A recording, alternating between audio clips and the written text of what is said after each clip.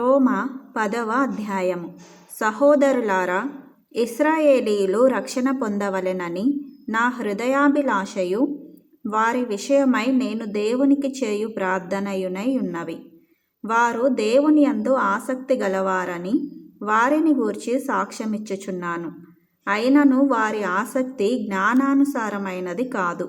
ఏలయనగా వారు దేవుని నీతి నెరుగక తమ స్వనీతిని స్థాపింపబూనుకొనుచు దేవుని నీతికి లోబడలేదు. విశ్వసించు ప్రతి వానికి నీతి కలుగుటకై క్రీస్తు ధర్మశాస్త్రమునకు సమాప్తి అయి ఉన్నాడు. ధర్మశాస్త్ర మూలమగు నీతిని నెరవేర్చువాడు దాని వలననే జీవించునని మోషే రాయుచున్నాడు.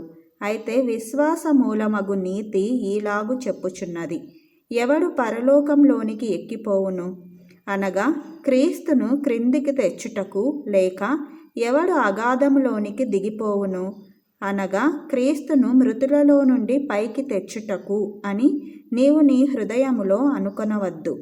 అదేమని చెప్పుచున్నది? వాక్యము నీ యొద్దను, నీ నోటను, నీ హృదయములోనూ ఉన్నది. అది మేము ప్రకటించు విశ్వాస వాక్యమే. అదేమనగా, యేసు ప్రభువని నీ నోటితో ఒప్పుకొని దేవుడు మృతులలో నుండి ఆయనను లేపెనని నీ హృదయమందు విశ్వసించిన ఎడల నీవు రక్షింపబడుదువు. ఏలయనగా నీతి కలుగునట్లు మనుష్యుడు హృదయములో విశ్వసించును, రక్షణ కలుగునట్లు నోటితో ఒప్పుకొనును.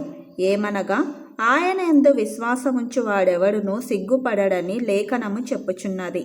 యూదుడని గ్రీసు దేశస్థుడని భేదము లేదు. ఒక్క ప్రభువే అందరికీ ప్రభువైయుండి తనకు ప్రార్థన చేయు వారందరి ఎడల కృపచూపుటకు ఐశ్వర్యవంతుడై ఉన్నాడు. ఎందుకనగా ప్రభువు నామమును బట్టి ప్రార్థన చేయువాడెవడో వాడు రక్షింపబడును. వారు విశ్వసింపని వానికి ఎట్లు ప్రార్థన చేయుదురు?